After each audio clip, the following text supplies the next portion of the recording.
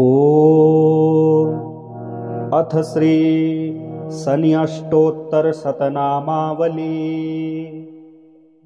ॐ श्री शनैश्चराय नमः। ॐ शान्ताय नमः। ॐ सर्वाभीष्टप्रदायिने नमः। ॐ शरण्याय नमः। ॐ वरेण्याय नमः। ॐ सर्वेशाय नमः। ॐ सौम्याय नमः। ॐ सुरलोकविहारिणे नमः। ॐ सुखासनोपविष्टाय नमः। ॐ सुन्दराय नमः। ॐ घनाय नमः। ॐ घनरूपाय नमः। ॐ घनाभरणधारिणे नमः। ॐ घनसारविलेपाय नमः। ॐ खद्योताय नमः। ॐ मन्दाय नमः। ॐ मन्दचेष्टाय नमः। ॐ महनीयगुणात्मने नमः। ॐ मर्त्यपावनपदाय नमः। ॐ महेशाय नमः। ॐ छायापुत्राय नमः। ॐ सर्वाय नमः। ॐ शततूणीरधारिणे नमः। ॐ अचञ्चलाय नमः। ॐ नीलवर्णाय नमः। ॐ नित्याय नमः। ॐ नीलाञ्जननिभाय नमः। ॐ नीलाम्बरविभूषणाय नमः। ॐ निश्चलाय नमः। ॐ वेद्याय नमः। ॐ विधिरूपाय नमः। ॐ विरोधाधारभौमये नमः। ॐ भेदास्पदस्वभावाय नमः। ॐ वज्रदेहाय नमः। ॐ वैराग्यदाय नमः। ॐ वीराय नमः। ॐ वीतरोगभयाय नमः। ॐ विपत्परम्परेशाय नमः। ॐ विश्ववन्द्याय नमः। ॐ गृध्नवाहाय नमः। ॐ गूढाय नमः। ॐ कूर्माङ्गाय नमः। ॐ कुरूपिणे नमः। ॐ कुत्सिताय नमः। ॐ गुणाढ्याय नमः। ॐ गोचराय नमः। ॐ अविद्यामूलनाशाय नमः।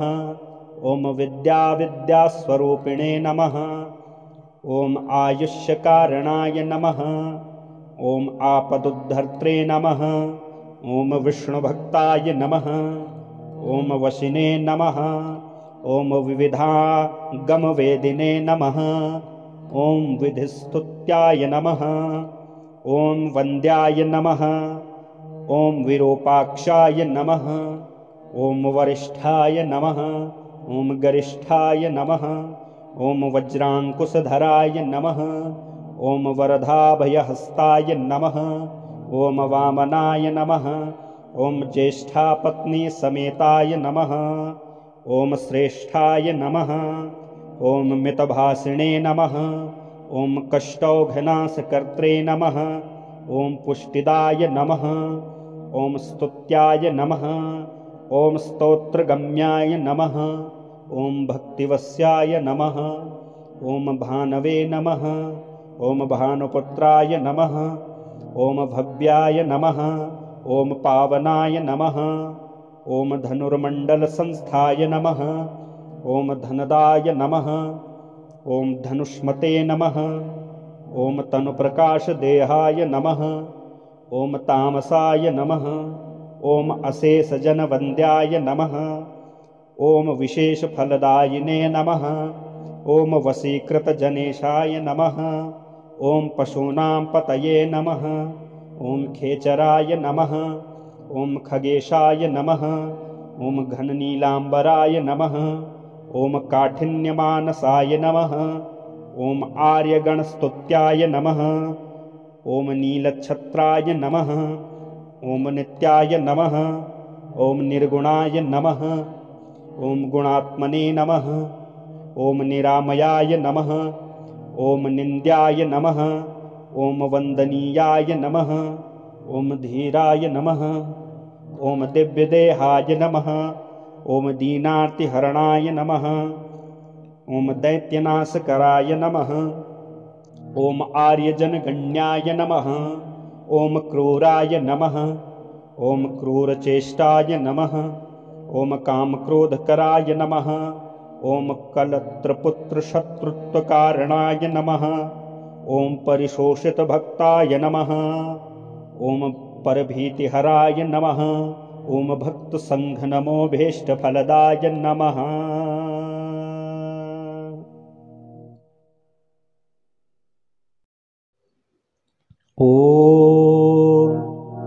अथ श्री शनि अष्टोत्तरशतनामावली।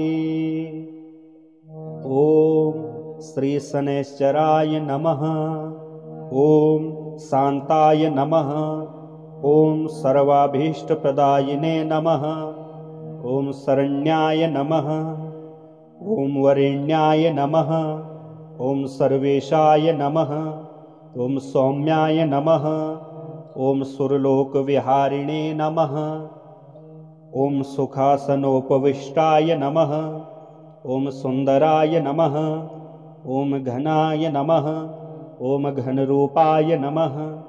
ॐ घनाभरणधारिणे नमः। ॐ घनसारविलेपाय नमः। ॐ खद्योताय नमः। ॐ मन्दाय नमः। ॐ मन्दचेष्टाय नमः। ॐ महनीयगुणात्मने नमः। ॐ मर्त्यपावनपदाय नमः। ॐ महेशाय नमः। ॐ छायापुत्राय नमः। ॐ सर्वाय नमः। ॐ शततूणीरधारिणे नमः। ॐ अचञ्चलाय नमः। ॐ नीलवर्णाय नमः। ॐ नित्याय नमः। ॐ नीलाञ्जननिभाय नमः। ॐ नीलाम्बरविभूषणाय नमः। ॐ निश्चलाय नमः। ॐ वेद्याय नमः। ॐ विधिरूपाय नमः। ॐ विरोधाधारभौमये नमः। ॐ भेदास्पदस्वभावाय नमः। ॐ वज्रदेहाय नमः। ॐ वैराग्यदाय नमः। ॐ वीराय नमः। ॐ वीतरोगभयाय नमः। ॐ विपत्परम्परेशाय नमः। ॐ विश्ववन्द्याय नमः। ॐ गृध्नवाहाय नमः। ॐ गूढाय नमः। ॐ कूर्माङ्गाय नमः। ॐ कुरूपिणे नमः। ॐ कुत्सिताय नमः। ॐ गुणाढ्याय नमः। ॐ गोचराय नमः। ॐ अविद्यामूलनाशाय नमः। ॐ विद्यास्वरूपिणे नमः। ॐ आयुष्यकारणाय नमः। ॐ आपदुद्धर्त्रे नमः। ॐ विष्णुभक्ताय नमः। ॐ वशिने नमः। ॐ विविधागमवेदिने नमः। ॐ विधिस्तुत्याय नमः। ॐ वन्द्याय नमः। ॐ विरूपाक्षाय नमः। ॐ वरिष्ठाय नमः। ॐ गरिष्ठाय नमः। ॐ वज्राङ्कुशधराय नमः। ॐ वरदाभयहस्ताय नमः। ॐ वामनाय नमः। ॐ ज्येष्ठापत्नीसमेताय नमः। ॐ श्रेष्ठाय नमः। ॐ मितभाषिणे नमः। ॐ कष्टौघनाशकर्त्रे नमः। ॐ पुष्टिदाय नमः। ॐ स्तुत्याय नमः। ॐ स्तोत्रगम्याय नमः। ॐ भक्तिवस्याय नमः। ॐ भानवे नमः। ॐ भानुपुत्राय नमः। ॐ भव्याय नमः। ॐ पावनाय नमः। ॐ धनुर्मण्डलसंस्थाय नमः। ॐ धनदाय नमः। ॐ धनुष्मते नमः। ॐ तनुप्रकाशदेहाय नमः। ॐ तामसाय नमः। ॐ अशेषजनवन्द्याय नमः। ॐ विशेषफलदायिने नमः। ॐ वशीकृतजनेशाय नमः। ॐ पशूनां पतये नमः। ॐ खेचराय नमः। ॐ खगेशाय नमः। ॐ घननीलाम्बराय नमः। ॐ काठिन्यमानसाय नमः। ॐ आर्यगणस्तुत्याय नमः। ॐ नीलच्छत्राय नमः। ॐ नित्याय नमः। ॐ निर्गुणाय नमः। ॐ गुणात्मने नमः। ॐ निरामयाय नमः। ॐ निन्द्याय नमः। ॐ वन्दनीयाय नमः। ॐ धीराय नमः। ॐ दिव्यदेहाय नमः। ॐ दीनार्तिहरणाय नमः। ॐ दैत्यनाशकराय नमः। ॐ आर्यजनगण्याय नमः। ॐ क्रूराय नमः। ॐ क्रूरचेष्टाय नमः। ॐ कामक्रोधकराय नमः। ॐ कलत्रपुत्रशत्रुत्वकारणाय नमः। ॐ परिशोषितभक्ताय नमः। ॐ परभीतिहराय नमः। ॐ भक्तसङ्घनमोभीष्टफलदाय नमः।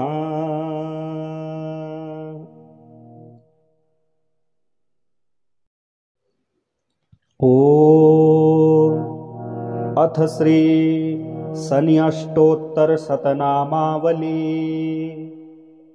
ॐ श्री शनैश्चराय नमः। ॐ शान्ताय नमः। ॐ सर्वाभीष्टप्रदायिने नमः। ॐ शरण्याय नमः। ॐ वरेण्याय नमः। ॐ सर्वेशाय नमः। ॐ सौम्याय नमः। ॐ सुरलोकविहारिणे नमः। ॐ सुखासनोपविष्टाय नमः। ॐ सुन्दराय नमः। ॐ घनाय नमः। ॐ घनरूपाय नमः। ॐ घनाभरणधारिणे नमः। ॐ घनसारविलेपाय नमः। ॐ खद्योताय नमः। ॐ मन्दाय नमः। ॐ मन्दचेष्टाय नमः। ॐ महनीयगुणात्मने नमः। ॐ मर्त्यपावनपदाय नमः। ॐ महेशाय नमः। ॐ छायापुत्राय नमः। ॐ सर्वाय नमः। ॐ सततूणीरधारिणे नमः। ॐ अचञ्चलाय नमः। ॐ नीलवर्णाय नमः। ॐ नित्याय नमः। ॐ नीलाञ्जननिभाय नमः। ॐ नीलाम्बरविभूषणाय नमः। ॐ निश्चलाय नमः। ॐ वेद्याय नमः। ॐ विधिरूपाय नमः। ॐ विरोधाधारभौमये नमः। ॐ भेदास्पदस्वभावाय नमः। ॐ वज्रदेहाय नमः। ॐ वैराग्यदाय नमः। ॐ वीराय नमः। ॐ वीतरोगभयाय नमः। ॐ विपत्परम्परेशाय नमः। ॐ विश्ववन्द्याय नमः। ॐ गृध्नवाहाय नमः। ॐ गूढाय नमः। ॐ कूर्माङ्गाय नमः। ॐ कुरूपिणे नमः। ॐ कुत्सिताय नमः। ॐ गुणाढ्याय नमः। ॐ गोचराय नमः। ॐ अविद्यामूलनाशाय नमः। ॐ विद्यास्वरूपिणे नमः। ॐ आयुष्यकारणाय नमः। ॐ आपदुद्धर्त्रे नमः। ॐ विष्णुभक्ताय नमः। ॐ वशिने नमः। ॐ विविधागमवेदिने नमः। ॐ विधिस्तुत्याय नमः। ॐ वन्द्याय नमः। ॐ विरूपाक्षाय नमः। ॐ वरिष्ठाय नमः। ॐ गरिष्ठाय नमः। ॐ वज्राङ्कुशधराय नमः। ॐ वरदाभयहस्ताय नमः। ॐ वामनाय नमः। ॐ ज्येष्ठापत्नीसमेताय नमः। ॐ श्रेष्ठाय नमः। ॐ मितभाषिणे नमः। ॐ कष्टौघनाशकर्त्रे नमः। ॐ पुष्टिदाय नमः। ॐ स्तुत्याय नमः। ॐ स्तोत्रगम्याय नमः। ॐ भक्तिवस्याय नमः। ॐ भानवे नमः।